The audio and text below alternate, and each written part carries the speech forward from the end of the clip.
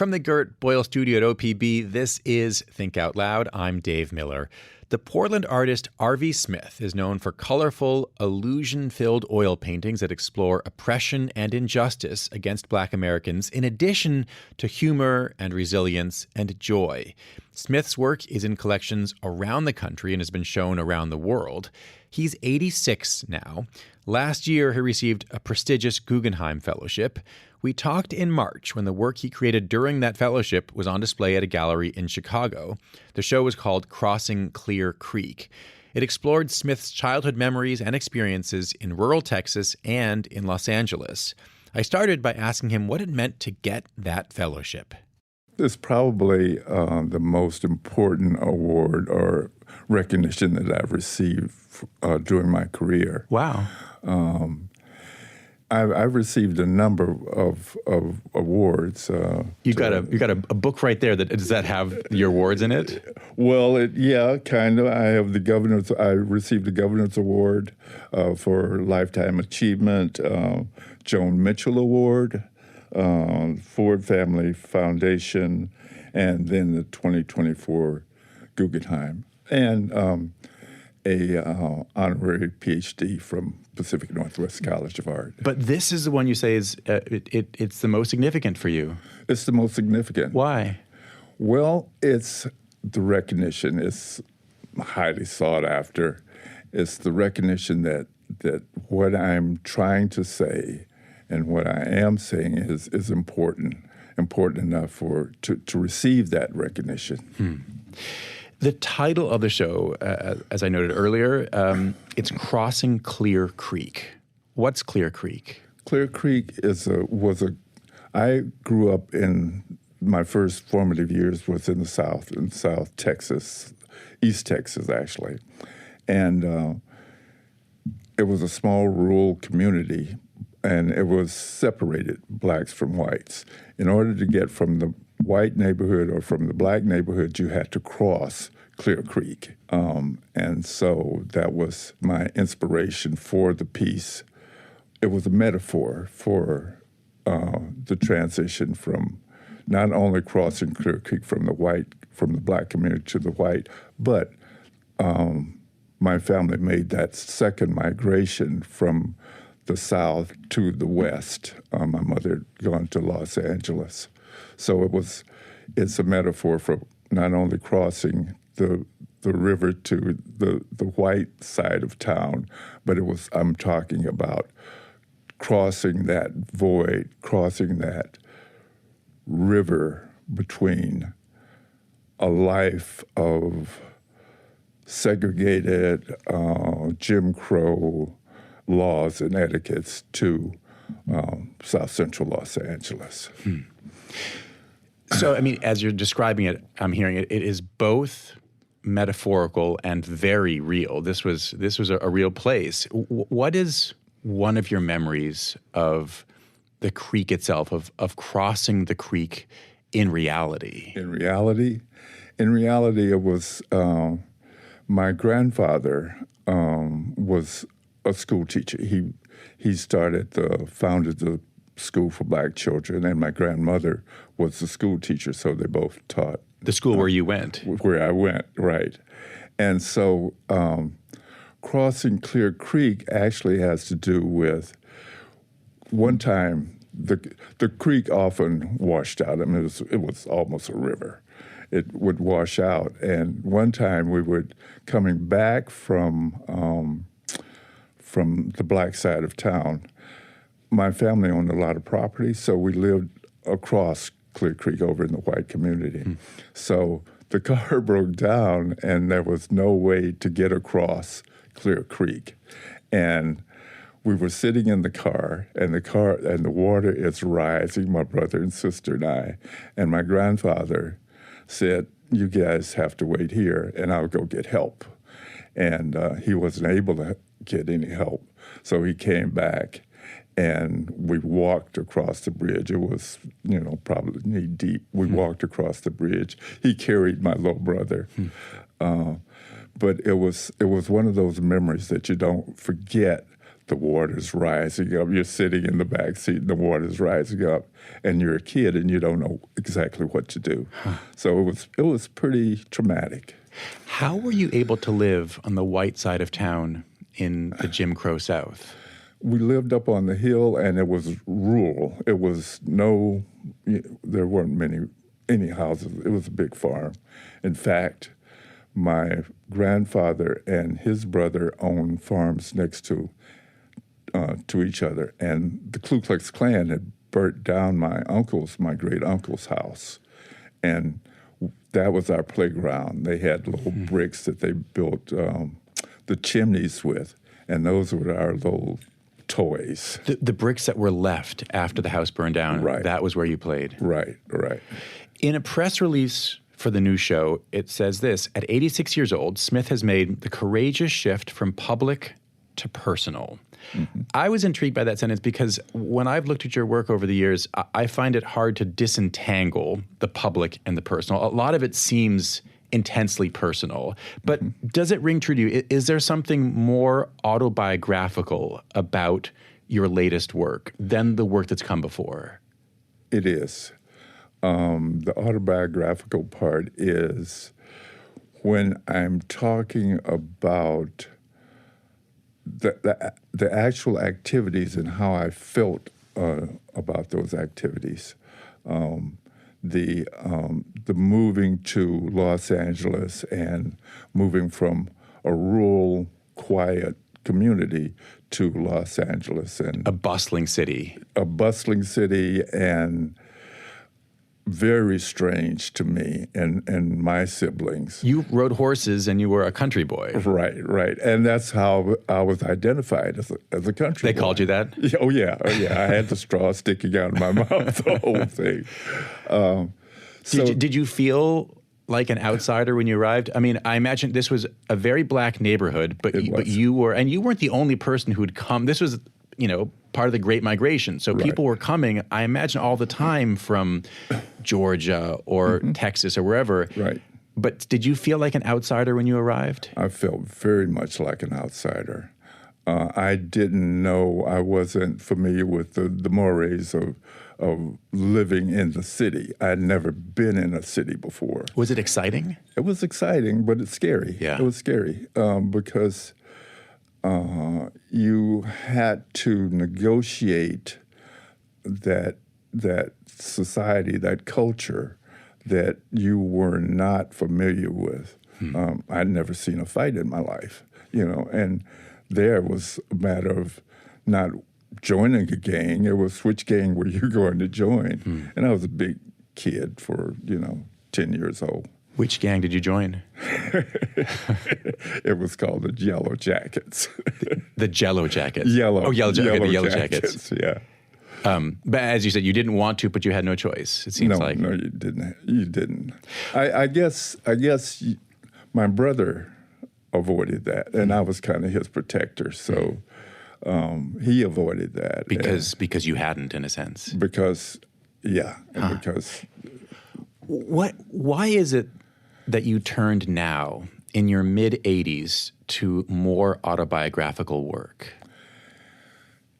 Well, actually, I've done that pretty much all my life, of not only what I see, but a lot of what I felt. Let me start from the beginning. I had done the copper tooling for my grandmother and my great-grandmother, and she was born into slavery. But she took a real interest in me, and I was kind of a clumsy kid. So she took a real interest in me, and I gave her this copper tooling of my horse, and she really loved that. And you got that commendation. I got that commendation, and I said, I really like this. It's like the classic stories of comedians saying, like, I said a joke in third grade, the class laughed. I loved that feeling, and I wanted more of it. But Exactly. For you, it was making art. It was making art. And I continued making art when I got to Los Angeles. And in high school or grade school, I considered myself the artist of the school. I thought I was pretty good. But all of my friends in high school, they were all football players and basketball players. These guys got scholarships. And I thought, well, I'll get a scholarship too as an artist. But you don't get those kind of scholarships in ghetto schools. So that was disappointing. And I wasn't deterred. After high school, I said, I'll try to go to art school.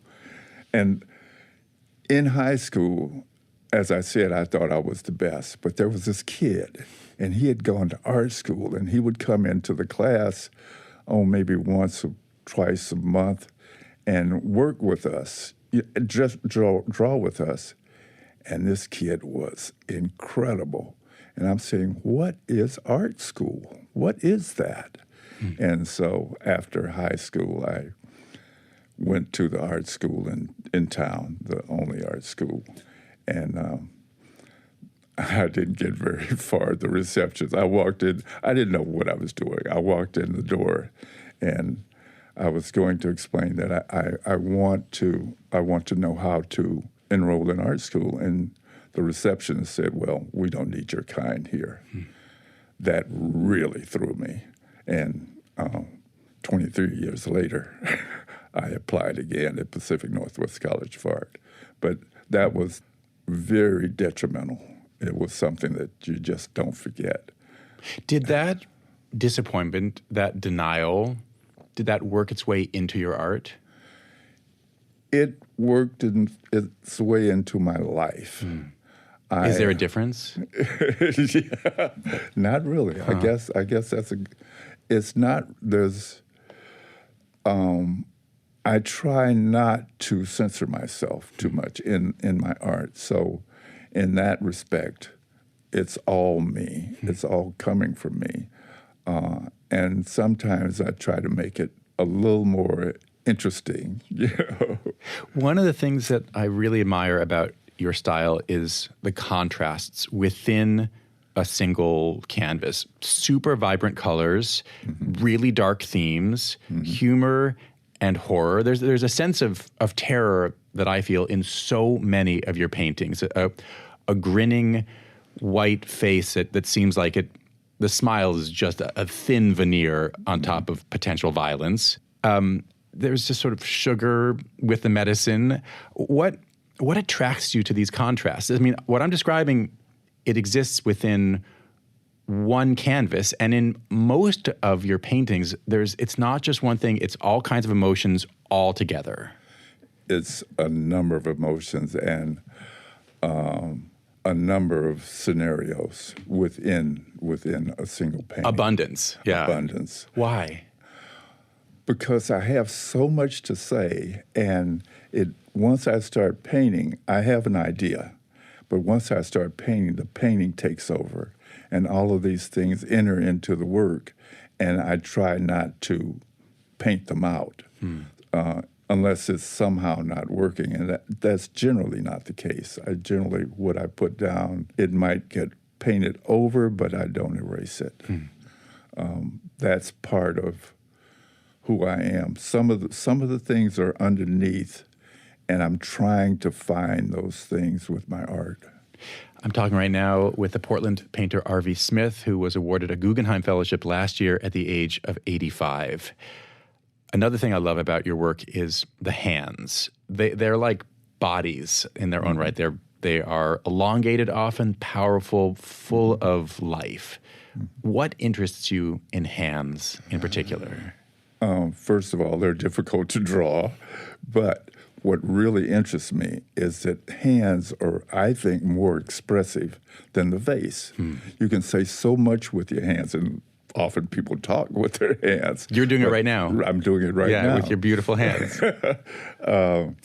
What makes them hard to paint? And AI would agree with you. AI, maybe it's gotten better, but I mean, famously in the last couple of years, AI can do amazing things, and then it thinks that people have 3 fingers or 6 fingers. It can't do hands. But it seems like human painters find it challenging as well. What's hard about painting a hand? Well, you have to study. The hand can do so many things. So you have to understand the anatomy of the hand. and then what it can do, and then how can you use that to say what you're trying to say within the piece. So I pride myself on my draftsmanship. That's something that I know a lot of artists struggle with. Meaning the craft of drawing, the craft of have I captured what I want in a way that maybe it's not photorealistic, but that says something that I want it to say. Mm-hmm. Yes, I try not to go for the photorealistic. If you want that, I studied photography. I could do that, but that's not what painting is for you. It's not. It's not. Painting for me is expression, and I can express a lot of emotion within how I manipulate those hands and faces too, for that matter. Earlier, when you were talking about why the Guggenheim meant so much to you, it's I don't remember the exact wording, but essentially it was that this was a recognition that people really care about and value and understand the work you've been doing for your life and want to help you make more of it. Have you seen the perception of your work change in recent decades? And I guess I'm wondering in particular as conversations about race in our country have changed in fits and starts. Mm-hmm. It's changed, but it kind of stays the same. You described it as a carousel. Yeah. And there's a carousel in some of your recent work. Right. What has stayed the same? If I can relate a story, when I lived in the rural South with my grandfather had the only car, and he would take us into town. One time we drove down to the gas station because we were going into town, and the gas station guy, a white man, called my grandfather boy, and I said, "Grandpa, why didn't you say something to him?" And he said, "Son, the laws don't protect us here. That's here today. That selective policing, that racially selective policing is still here." You are 86 years old now. What advice would you give to your 46-year-old self? Work harder.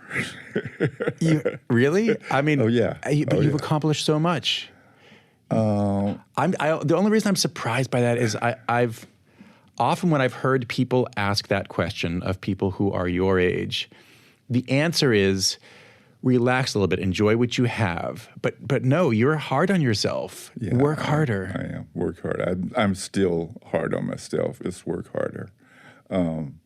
When I take on a project, I work with a theme, and often that theme is social justice, racial justice, but variations on that theme.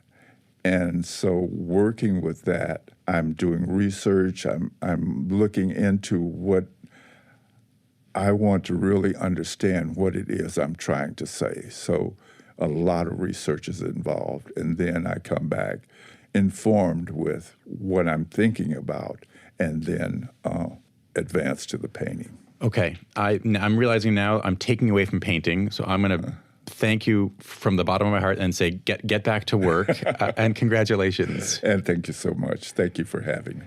Arvie Smith has been a Portland-based painter for decades now. He won a Guggenheim Fellowship last year at the age of 85. We talked in March. If you don't want to miss any of our shows, you can listen on the NPR app, on Apple Podcasts, or wherever you like to get your podcasts. Our nightly rebroadcast is at 8 p.m. Thanks very much for tuning in to Think Out Loud on OPB and KLCC. I'm Dave Miller. Have a great weekend. Think Out Loud is supported by Steve and Jan Oliva, the Rose E. Tucker Charitable Trust, Michael, Kristen, Andrew Kern, and Anna Sanford.